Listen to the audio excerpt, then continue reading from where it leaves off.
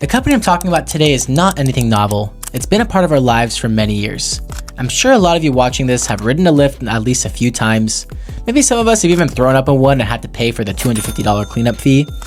Although you guys think that may be an absurd amount of money to clean up that mess, in reality, the company has never made a single penny in profit. Throughout its existence, it has always reported a net loss. So why is it that after so long, they still struggle to make it in the green? How have they been able to stay in existence? Let's get right into it. The origins of Lyft go way back. It was not in fact even called Lyft in the beginning. Lyft spun off from a rideshare service called Zimride, which is really the first rideshare company in existence. The company was started by two university graduates, Logan Green and John Zimmer, who were both inspired to make innovations in automobile transportation.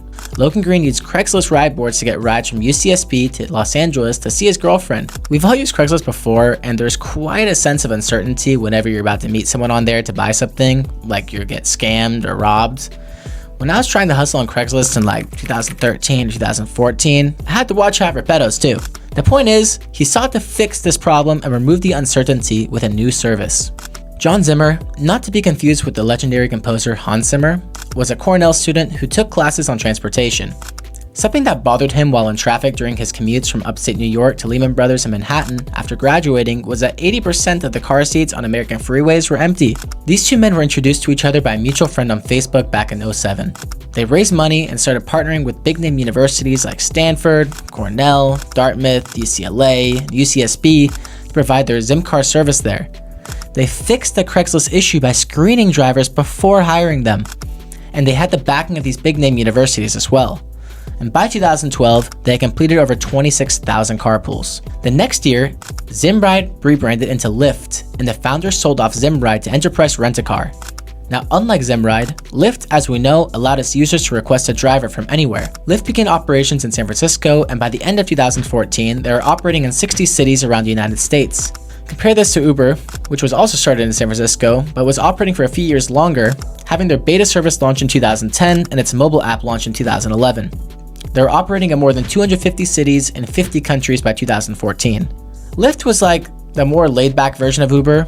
Uber had some restrictions for drivers. They were strict on keeping their cars extra tidy, and the cars, even for Uber X, had to be relatively new.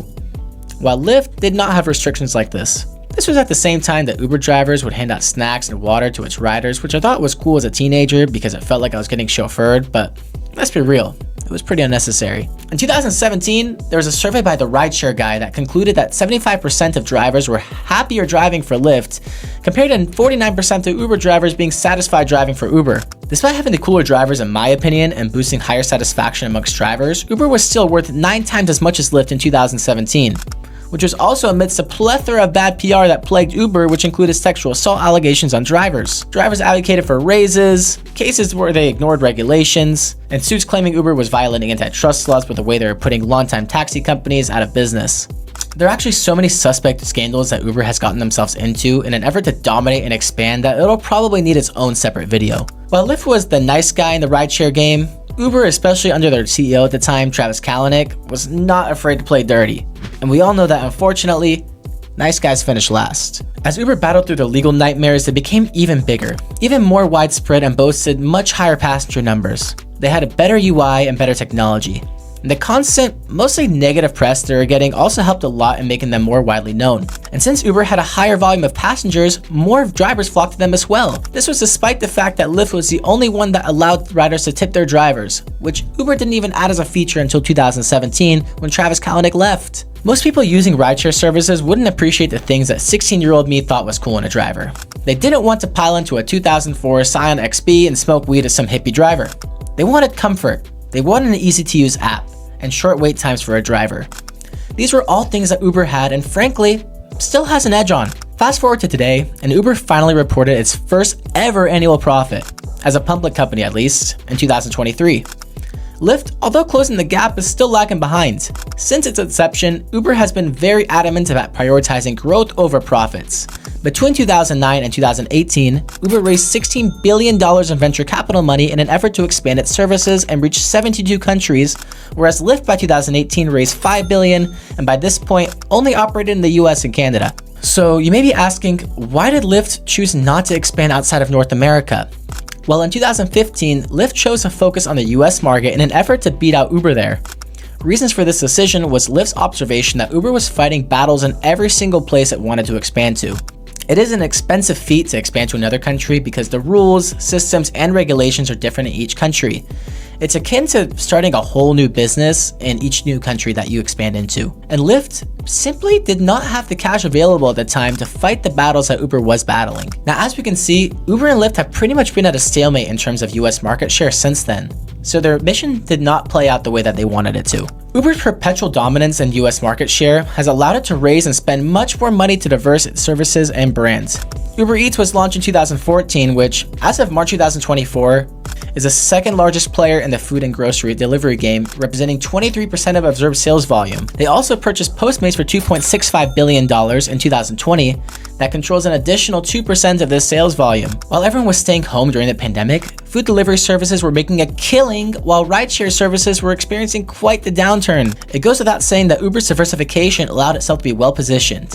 It allowed themselves to make money not only on people that were going out, but also make money on people that were staying at home. Lyft, on the other hand, has no plans on doing anything besides rideshare. Its new CEO, David Rishner, who succeeded co-founders Green and Zimmer in 2023, stated, "I'm running a rideshare business with a single-minded focus on getting people to where they want to go." He goes on to say that loneliness is a killer and wants to instead focus on innovating the rideshare industry and get people out of the house. Now, in an effort to compete more with Uber, the new CEO cut 30% of Lyft's workforce, allowing him to cut Lyft's prices. He also launched a unique program that matched female riders with female drivers. In the last quarter of 2023, Lyft bookings rose 15%, lifting revenue by 10%. And in an effort to make sure drivers are paid, they announced that drivers will retain a minimum of 70% of rider fares each week. So although it seems like Lyft will never be the giant that Uber is, the future is not too grim for them. As we can see, the net losses have decreased significantly from the last quarter 2022 to the last quarter 2023. All the while, gross revenues have had a net increase over the same 12-month period.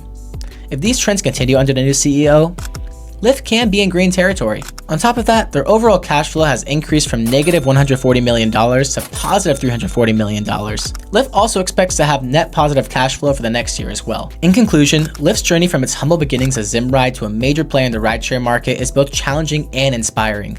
Despite not achieving the scale or diversification of its rival Uber, Lyft has established itself as a little cousin competitor here in the United States that does not seem to be going anywhere.